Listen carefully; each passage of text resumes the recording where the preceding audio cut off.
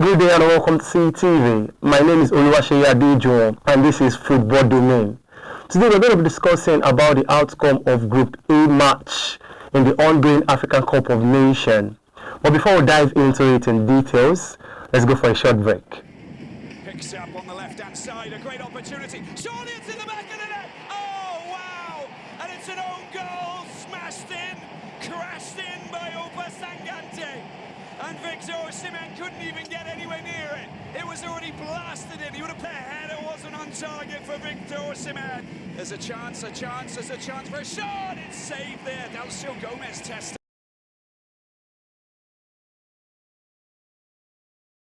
From Emmanuel and Swale, number 4 in this tournament for Equatorial Guinea's captain. A second here, they can! Oh my word!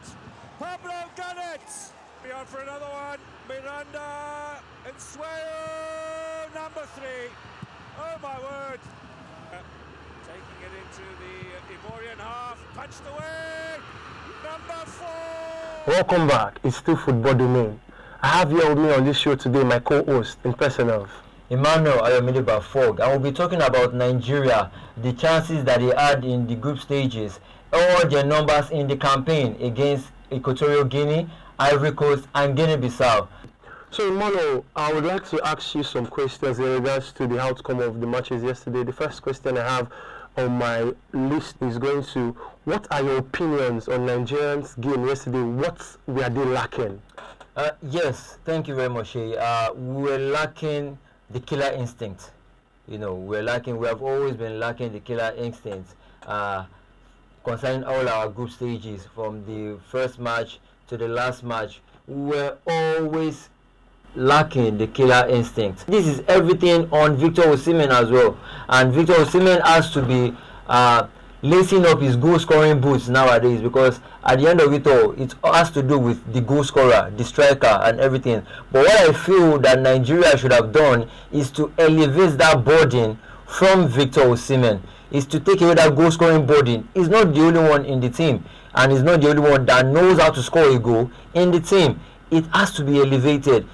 Put it to other people as well. Bring in wingers that know how to score goals, because apparently Moses Simon and Samuel Chukwueze is not it for me. Bring in the likes of Ahmed Musa, bring in the likes of Ademola Lookman. Let them come in, gel, and play together. I'm sure these guys will score goals. Talking about Victor Osimhen, we've noticed that the Victor Osimhen of Napoli is different from the Victor Osimhen of this current tournament. He has not really been giving his all to the Nigerian team. What do you think about that? Well, I think that at the back of his mind, he's navigating the injuries he has had, and African football is about physicality.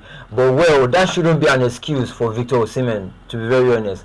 That shouldn't be an excuse. He is getting praises for all the goals he has scored, and he should be criticized as well for all the blanks that he has had. He has not turned up for this party at all, and I really hope that he turns up in the knockout stages. Well, Napoli also are not doing very well at this point. They also lost the Super Cup match yesterday. So it's both Napoli, both Nigeria and Osimhen as well. But I really hope that Osimhen comes to the party, he laces his goal scoring boots and kick on from the knockout stages. I'll also be asking, Nigeria's group stage numbers aren't impressive in terms of the attacking thirds. What would you rate the group stage campaign? Well, I will rate our group stage campaign 50%. 50% because we didn't score enough goals. We didn't score enough goals to make Nigerians enjoy entertaining football. But who cares? We're in the knockout stages. Some people scored like 4-5 goals, and yet they are struggling for their lives in the group stages. So yes, that's why I said 50%, because in as much as we didn't score any goal, but we qualified. That's the most important thing. If you look at Spain today, the only World Cup they have, they won it by 1 goal margin. Who says we can't go on to win the AFCON with a goal margin as well? So let's just keep our fingers crossed. That's true. Nigeria's round of 16 opponents will be confirmed today. Who do you think Nigerians stand a better chance against? Well, according to the current stats right now, we are poised to face either Guinea or Cameroon. So I think the better chance we have against either of these teams is Cameroon, because of the way they are playing right now. They are not really in cohesion with themselves. The tactics are not there. Rigobert Song is trying his best not to lose face in the Cameroonian fans aspect, but everything has not been going well for Cameroon. And facing them at this point in time, especially with Andre Onana at the post, I'm betting that Victor Osimhen should kickstart his goal scoring records from that match. So we've discussed vividly well about our own blessed nation, Nigeria, our Super Eagles. We're also going to be talking about the host nation themselves. We're going to be asking some questions about Ivory Coast. The host nation was battered yesterday. What would have happened? What do you think was the problem yesterday?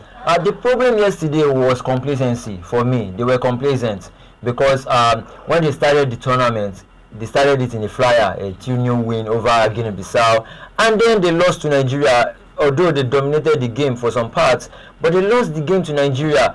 So they were like open, okay, maybe we could qualify through these people, but Equatorial Guinea came with an A game.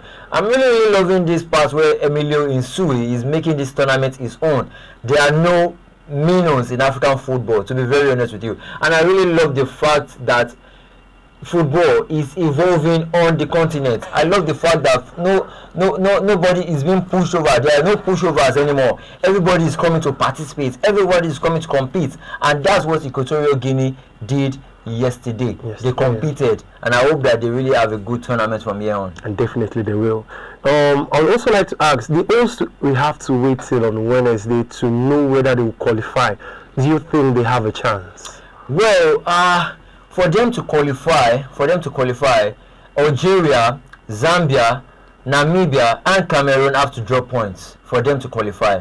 And it is realistic, to be very honest. It is realistic, but they'll be biting their fingers to see all those teams lose their games. And all those teams as well wouldn't want to take any chances. They will want to win all their games as well. So let's keep our fingers crossed. Wednesday is tomorrow.